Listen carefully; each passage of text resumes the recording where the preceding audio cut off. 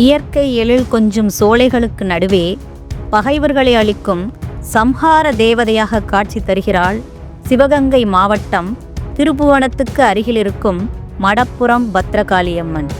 வளைந்தோடும் வைகையாற்றின் விளிம்பில் ஆக்ரோஷ அவதாரமாக நிற்கிறாள் பத்ரகாளி. மதுரை மண்டலத்தில் மடப்புரம் காளி என்ற வார்த்தையை கேட்டாலே கொடூரம் செய்பவர்கள், அடுத்தவர்களை ஏமாற்றுபவர்கள் பயந்து நடுங்குவார்கள். மடப்புரத்தை சுற்றியுள்ள கிராமங்களில் யாருக்காவது கொடுக்கல் வாங்கல் பிரச்சனைகள் இருந்தால் பெரும்பாலும் அவர்கள் போலீஸுக்கோ அல்லது கோர்ட்டுக்கோ செல்வதில்லை. அவர்கள் நாடி வரும் ஒரே கோர்ட் பத்ரகாளியம்மன் கோவில்தான். இங்கு யாராவது பொய் சத்தியம் செய்தால் 30 நாட்களுக்குள்ளாக அந்த நபரை குறை கேட்டு விடுமாம் காளி. சில நேரம் பொய் சத்தியம் செய்தவர்கள் மடப்புரம் எல்லையை தாண்டுவதற்குள்ளாகவே காளியால் தண்டிக்கப்படுவார்களாம். அப்படிப்பட்ட அதிசக்தி வாய்ந்த ஆக்ரோஷ தெய்வமான மடப்புரம் பத்ரகாளியம்மன் வரலாற்றை பற்றி தான் இந்த வீடியோவில் நாம் பார்க்க போகிறோம். இந்த கோவிலோட தல வரலாறு என்ன, கோவிலோட சிறப்பு என்ன, இங்கு என்ன மாதிரியான வழிபாடுகள் நடத்தப்படுகிறது, அம்மன் ஏன் குதிரையின் நிழலில் நிற்கிறாள், அம்மனின் அருகில் இருபுறமும் நிற்கும் அந்த பூதங்கள் யார், குழந்தை வரம் கிடைக்க மக்கள் என்ன மாதிரியான வழிபாடுகள் செய்கிறார்கள், இந்த மாதிரியான எல்லா டீட்டெயில்ஸும் இந்த வீடியோவில் நான் உங்களுக்கு சொல்ல போகிறேன். அனைவருக்கும் வணக்கம். உங்களுடன் பேசிக் கொண்டிருப்பவர் நளினி. இந்த கோவில் மற்றும் அம்மனை பற்றிய முழு தகவல்களை தெரிந்து கொள்ள வீடியோவை ஸ்கிப் பண்ணாமல் பாருங்கள். ஒரு சமயம் மகா பிரளயம் ஏற்பட்ட காலத்தில் மதுரை மாநகரை வெள்ளம் சூழ்ந்தது. மதுரை மாநகர் தலைகீழானது. தரையது மலையது என்று தெரியாத அளவிற்கு வெள்ளம் பெருக்கெடுத்து ஓடியது. அப்பொழுது மதுரையை ஆட்சி செய்த மீனாட்சி அம்மன் மதுரையின் எல்லையை காட்டச் சொல்லி சிவனை வேண்டினார். அம்மனின் வேண்டுதலை ஏற்ற சிவபெருமான் தன் கழுத்திலுள்ள வாசுகி பாம்பிடம் மதுரையின் 4 புறத்தையும் தன் உடலால் வளைத்து எல்லையை காட்டும்படி கூறினார். சிவபெருமானின் கட்டளையை ஏற்று வாசுகி பாம்பு விஸ்வரூபம் எடுத்து மதுரையை சுற்றி வளைத்தது. பிறகு சிவபெருமான் மதுரையின் எல்லைகளை வகுக்கிறார். மேற்கே திருவேடகமும் தெற்கே திருப்பரங்குன்றமும் வடக்கே திருமாலிருஞ்சோலையையும் வைத்து எல்லையை வகுத்த இறைவன் வாசுகி பாம்பு அதன் படத்தையும் வாளையும் இணைத்து ஒன்று சேர்த்து நின்ற இடத்தை மதுரையின் கிழக்கு எல்லையாகவும் வகுக்கிறார். அப்போது பாம்பின் படமும் அதன் புறமும், அதாவது அதன் வாளும் ஒன்றையொன்று தொட்டுக்கொண்டு நின்ற இடம்தான் படப்புறம் எனப்பட்டது. அதுவே இன்று மருவி மடப்புறமாக ஆனது. இந்த மகா பிரளயம் சத்திய யுகத்திற்கும் திரேதா யுகத்திற்கும் இடைப்பட்ட காலத்தில் நடந்ததாக நம்பப்படுகிறது. வாசுகி பாம்பு மதுரையின் எல்லையை வளைத்து காட்டிய போது சில விஷத்துளிகளை கக்கியது. அந்த விஷத்திலிருந்து மக்களை காக்கும் பொருட்டு பாம்பின் வாயிலிருந்து வெளியான நஞ்சை அம்மன் உண்டு இங்கு காளியாக எழுந்தருளி இருக்கிறாள் என்று சொல்லப்படுகிறது. மற்றும் ஒரு வரலாறு. ஒருமுறை பார்வதியை அழைத்து கொண்டு வேட்டைக்கு கிளம்பிய சிவபெருமான் மடப்புரம் பகுதிக்கு வந்திருக்கிறார். காடு பறந்து கிடந்திருக்கிறது. இதற்கு மேல் உன்னால் வர முடியாது தேவி, அதனால் நீ இங்கேயே இரு, நான் மட்டும் வேட்டையாடி விட்டு வருகிறேன் என்று பார்வதியிடம் சொன்னாராம். இந்த அடர்ந்த காட்டுப்பகுதியில் நான் மட்டும் தனியே இருப்பது எப்படி என்று பார்வதி கேள்வி எழுப்ப ஐயனாரை அழைத்து பார்வதிக்கு துணையாக வைத்துவிட்டு சென்றிருக்கிறார் சிவபெருமான். அப்போது பார்வதி, நான் இந்த இடத்தில் இருப்பதால் இத்தலத்திற்கு ஏதாவது சிறப்பை கொடுக்க வேண்டும் என்று கேட்க, இந்த இடத்திலிருந்து 3 மைல் தொலைவில் இருக்கும் வைகையாற்றில் நீராடுபவர்களுக்கு காசியில் நீராடியதை காட்டிலும் கூடுதலான புண்ணியம் கிடைக்கும் என்று வரம் கொடுத்தார் சிவபெருமான். அதன் பிறகுதான் மடப்புரத்தில் காளி வடிவில் ஆதிசக்தி தங்கினார் என்பது வரலாறு. காளிக்கு துணையாக இருந்த ஐயனார் அடைக்கலம் காத்த ஐயனாராக இங்கே ஆட்சி செலுத்தினாலும் சக்தியின் வடிவமாக நின்று கொண்டிருக்கும் பத்ரகாளிக்குதான் பிரதான வழிபாடு. சிவபெருமான் அருளிய வரத்தின்படி மடப்புறத்திலிருந்து 3 மைல் தொலைவிற்குள் வைகையில் நீராடுபவர்களுக்கு காசியில் நீராடியதை காட்டிலும் கூடுதலான புண்ணியம் கிடைக்கும் என்ற நம்பிக்கை இன்றும் மக்களிடையே தொடர்ந்து வருகிறது. மற்றும் ஒரு வரலாறு. மலையாள தேசத்திலிருந்து 3 மந்திரவாதிகள் புதையலை தேடி பல வருடங்களாக பல பகுதிகளில் அலைந்தனர். அந்த புதையலை அவ்வளவு எளிதாக அடைய முடியாது. அதை மிகப்பெரிய சக்திகள் பாதுகாத்து கொண்டிருப்பதாக உணர்ந்தார்கள். அப்படி அவர்கள் அந்த புதையலை பெற வேண்டுமானால் அதை காக்கும் சக்திகளுக்கு ஒரு தெய்வசக்தி வாய்ந்த ஒரு இளம் பெண்ணை பலியாக கொடுக்க வேண்டும். அப்பொழுதுதான் அந்த புதையலை காவல் காக்கும் சக்திகள் புதையலை எடுக்க வழிவிடும் என்று அந்த மந்திரவாதிகளின் தலைவன் கூறினான். அந்த புதையலை அடைவதற்காக பல பெண்களையும் நரபலி கொடுத்து பல சடங்குகளையும் செய்து வந்தனர். ஆனால் அவர்கள் பல தடவை முயற்சித்தும் அந்த புதையலை பற்றிய ரகசியம் அவர்களுக்கு தெரியவில்லை. இதனால் விரக்தியடைந்த மந்திரவாதிகளின் தலைவன் கடுமையான யாகத்தை மேற்கொள்கிறான். அப்படி செய்யும் பொழுது சாத்தான் போன்ற ஒரு தீய சக்தி வெளிப்பட்டு பாண்டிய தேசத்தில் உள்ள ஒரு இளம் பெண்ணின் ஆன்மாவை எனக்கு பலி கொடுத்தால் அந்த புதையல் இருக்கும் இடம் உனக்கு தெரிய வரும் என்று கூறியது. அதற்கு மந்திரவாதி, நான் எப்படி அந்த பெண் யார் என்று தெரிந்து கொள்வது என்று கேட்டான்.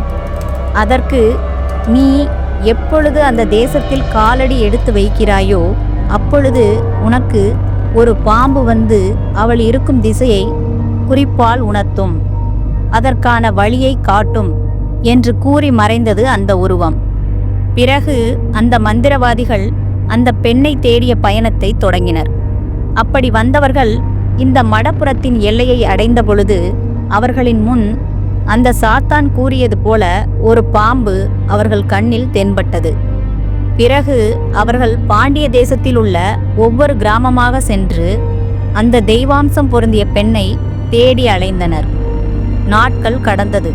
மறுபுறம் பிரளய காலத்தில் வாசுகி பாம்பு மதுரை எல்லையை காட்டிய வரலாற்றை பற்றி தெரிந்து கொண்ட மந்திரவாதிகள் பாம்பின் தலையும் வாளும் இணைந்த இடமான மடப்புறத்தில்தான் அந்த தெய்வசக்தி உடைய பெண் இருப்பாள் என்று யூகித்தனர். உடனே அவர்கள் இருந்த இடத்திலிருந்து புறப்பட்டு அந்த பெண் இருந்த கிராமத்தை நோக்கி வந்து அந்த கிராமத்தின் எல்லையில் உள்ள காட்டுப்பகுதியில் தலைமறைவாக இருந்தனர். அங்கு நெடுநாள் அந்த கிராமத்தினருக்கு தெரியாமல் தலைமறைவாக இருக்க முடியாது என்பதால் அந்த பெண் இருக்கும் இடத்தை அறிந்து கொள்ள மந்திரம் போட்டு பார்த்து அந்த பெண் இருக்கும் இடத்தை தெரிந்து கொண்டனர். அந்த பெண்ணை பலி கொடுப்பதற்காக மந்திரவாதிகள் துரத்தி சென்றனர். அவர்களுக்கு பயந்து அவள் ஓடினாள். ஓடிக்கொண்டே தனது குல தெய்வமான ஐயனாரை நினைத்து தன்னை காப்பாற்றும்படி வேண்டிக்கொண்டே ஓடினாள். அப்படி அவள் ஓடிக்கொண்டிருக்கும் பொழுது ஒரு கல் தடுக்கி கீழே விழுந்தாள். அங்கிருந்த ஒரு கல்லில் அவளது தலை அடிபட்டு அந்த இடத்திலேயே அவள் உயிர் பிரிந்தது. அதை பார்த்த மந்திரவாதிகள் அவளை பலி கொடுக்கும் முன்னே அவளே இறந்து விட்டாளே என்று அந்த பெண்ணை பலி கொடுக்க முடியாததை எண்ணி ஏமாந்து நின்றனர். சரி, அவளை உயிர் பலி கொடுக்க முடியாவிட்டாலும் அவளது ஆன்மாவை பிரித்து எடுத்து அந்த சக்திகளுக்கு பலியாக கொடுக்கலாம் என்று திட்டமிட்டனர். அந்த பெண்ணின் தெய்வ ஆன்மா ஜோதி ரூபமாக மாறி பத்ரகாளியின் வடிவம் பெற்றது. 8 திருக்கரங்களுடன் பச்சை நிற மேனியாய் சிவந்த கண்களோடும் உருட்டும் விழிகளோடும் கோரை பற்களோடும் கையில் சூலாயுதம் ஏந்தி எரியும் அக்னியை கிரீடமாய் கொண்டு அந்த மந்திரவாதிகளின் தலைவனை காலில் போட்டு மிதித்து தன் சூலாயுதம் கொண்டு வதம் செய்தாள் அம்பாள். அப்பொழுது அதிவேகத்தில் ஓடிவந்த ஐயனார் குதிரை தனது 2 முன்னங்கால்களையும் தூக்கி அம்மனின் முன் நின்று கொண்டிருந்த 2 மந்திரவாதிகளின் தலையிலும் தனது கால்களை வைத்து நசுக்கி அவர்களை தன் கட்டுக்குள் வைத்து அம்மனுக்கு அடைக்கலமாகவும் நிழலாகவும் நின்றது. அவர்கள்தான் இன்று குதிரையின் காலடியில் உள்ள 2 பூதங்கள் என்று சொல்லப்படுகிறது. காசு பணம் செலவு செய்து காசிக்கு போக முடியாதவர்கள் மடப்புறத்தை ஒட்டியுள்ள திருப்புவனத்திற்கு வந்து தங்களின் முன்னோர்களுக்கு காரியங்கள் செய்து புண்ணியம் சேர்த்து கொண்டு போவது இன்றும் வழக்கத்தில் உள்ளது. காளி திறந்த வெளியில் குதிரையின் நிழலில் காட்சி தருவதுடன் காளியின் இடப்புறம் பாதுகாப்பிற்காக விட்டு சென்ற ஐயனார் அடைக்கலம் காத்த ஐயனாராக காட்சி தருகிறார். வலதுபுறம் விநாயகர் பெருமானும் காளியின் எதிரே பழமை மாறா எண்ணெயிலான அணையா விளக்கும் உள்ளது. அதன் பின்னே தியான மண்டபமும் காளியின் எதிரே உள்ள வாய்களை தாண்டி பலிபீடமும் உள்ளது. வடக்கு நோக்கிய வாயிலுடன் பத்ரகாளியம்மன் கோயில் அமைந்துள்ளது. இந்த பத்ரகாளியம்மனை வேண்டினால் திருமணமாகாத பெண்களுக்கு திருமண தடை நீங்கும் என்கிற ஐதீகம் நிலவுவதால் பெண்களே அதிக அளவில் இங்கு வந்து சாமி தரிசனம் செய்கின்றனர். அம்மனை குளிர்ச்சியூட்ட எலுமிச்சை பழங்களால் ஆன மாலை இங்கு அணிவிக்கப்படுகிறது. அம்மனுக்கு ஆடை அணிவித்தலும் படையலாகவே கருதப்படுகிறது.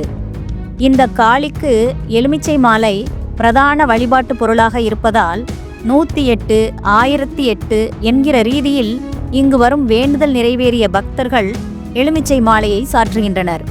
மாதந்தோறும் பௌர்ணமி அன்று மாலை அம்மனுக்கு பாலாபிஷேகம் நடைபெறுவது வழக்கம். வாரந்தோறும் வெள்ளிக்கிழமை மதிய வேளையில் நடைபெறும் உச்சிக்கால பூஜை இங்கு மிகவும் பிரசித்தி பெற்றதாக இருக்கிறது. உச்சிக்கால பூஜையின் போது மாவிளக்கு, எலுமிச்சை விளக்கு, அகல் விளக்கு ஏற்றி அன்னையை வழிபட்டால் நினைத்தது நிறைவேறும் என்பது ஐதீகம். செவ்வாய் தோஷத்தால் பாதிக்கப்பட்டவர்கள் செவ்வாய்க்கிழமை அன்று வழிபட்டு வர தோஷம் நீங்கும் என்பது பக்தர்களின் நம்பிக்கை. வலக்கையில் பற்றிய திரிசூலம் கீழ் நோக்கியவாறு கலியுகத்தில் அநீதியை அழிக்கும் சம்ஹார தேவதையாக தனது தலையில் சுடர்விடும் அக்னியை கிரீடமாக கொண்டு உலகை காக்க உலாவரும் கோலத்தில் நின்று அருளாட்சி செய்கிறாள் பத்ரகாளியம்மன். வலக்கையில் பற்றிய திரிசூலம் அநீதியை அழிக்கவும், தலையில் சூடிய அக்னி அழித்தவற்றை மீண்டும் எழவிடாமல் சாம்பலாக்கவும் நின்ற நிலை தன்னை நாடி வரும் தன் மக்களை என்றும் எப்போதும் காத்து வருபவள் பத்ரகாளியம்மன். கோயில் வளாகத்துக்குள் வெட்ட வெளியில் கூரை கூட இல்லாமல் நாக்கை துருத்தியபடி ஆக்ரோஷமாக நிற்கிறாள் பத்ரகாளி. காளியின் 2 பக்கமும் பிரம்மாண்டமாக 2 பூதங்கள் இருக்கின்றன. காளியின் பின்புறம் 13 அடி உயரம் கொண்ட ராட்சத குதிரை ஒன்று தாவியபடி நிற்கிறது. காளியை மனம் உருகி வேண்டி நின்ற பக்தர் ஒருவர், எந்த நேரமும் உனக்கு பக்கத்திலேயே இருக்க எனக்கு வரம் கொடுக்க வேண்டும் என்றாராம். அவரது பக்தியை மெச்சிய காளியம்மன் அவரை குதிரையாக மாற்றி தனக்கு நிழல் தரும் குடையாக வைத்து கொண்டாராம். தன்னை நாடி வரும் பக்தர்களை தாமதமின்றி காப்பாற்ற வலது கையில் திரிசூலம் ஏந்தி ஆயத்த நிலையில் நிற்கிறாள் பத்ரகாளியம்மன். காளிக்கு எதிரே உள்ள மண்டபத்தில் நெய் விளக்கு ஏற்றி வழிபட்டு வந்தால் நினைத்த காரியம் கைகூடி வரும். மடப்புறத்தை சுற்றியுள்ள கிராமங்களில் யாருக்காவது கொடுக்கல் வாங்கல் பிரச்சனை என்றால் பெரும்பாலும் கோர்ட்டுக்கோ போலீஸுக்கோ போவதில்லை. அவர்கள் நாடி வரும் ஒரே கோர்ட் பத்ரகாளியம்மன் கோவில்தான். காளிக்கு வலப்புறத்தில் சின்னதாக ஒரு திண்டு இருக்கிறது. இதன் பெயர் சத்தியக்கல். 2 நபர்களுக்கிடையே பிரச்சனை என்றால் இந்த திண்டில் இருவரும் சூடத்தை ஏற்றி அணைத்து நாங்கள் தப்பு செய்யவில்லை என சத்தியம் செய்ய வேண்டும். அதன் பிறகு கழுத்தில் அரளி மாலை போட்டுக்கொண்டு காளிக்கு வலப்புறமாக நிற்கும் பூதத்தை கட்டி பிடித்தபடி நாங்கள் தப்பு செய்யவில்லை என வாக்கு கொடுக்க வேண்டும். இங்கு யாராவது பொய் சத்தியம் செய்தால் 30 நாட்களுக்குள்ளாக அந்த நபரை குறை கேட்டு விடுமாம் காளி. சில நேரம் பொய் சத்தியம் செய்தவர்கள் மடப்புறத்து எல்லையை தாண்டுவதற்குள்ளாகவே காளியால் தண்டிக்கப்படுவதும் உண்டு. இப்படி தண்டிக்கப்படுபவர்கள் மறுபடியும் காளியிடம் வந்து காணிக்கை செலுத்தி பரிகாரம் தேடிக்கொண்டு போவது இப்போதும் இங்கு நடக்கிறது.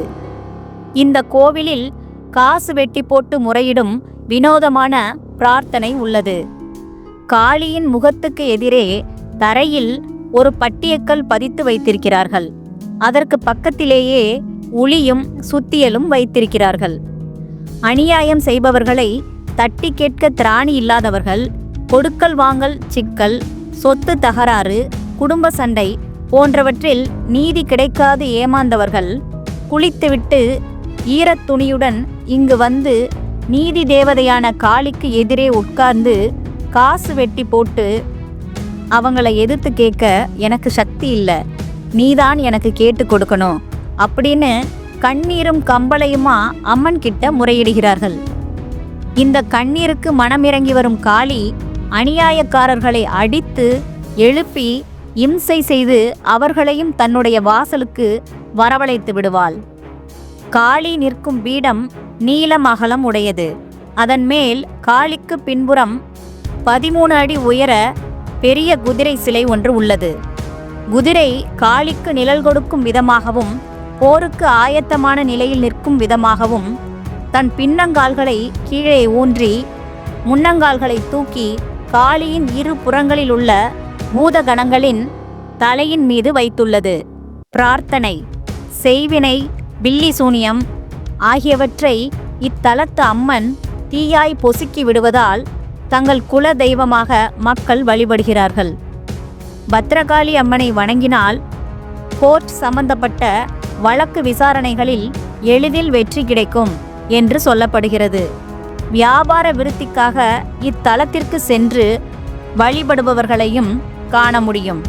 மிகப்பெரிய கோடீஸ்வரர்களெல்லாம் வழக்கமாக இத்தலத்தில் வழிபடுவதை அடிக்கடி பார்க்கலாம் என்கிறார்கள். காளிக்கு பின்னால் பிரகாரத்தில் தல விருட்சமான வேப்பமரம் ஒன்று இருக்கிறது. இதற்கும் தெய்வ சக்தி இருக்கிறது.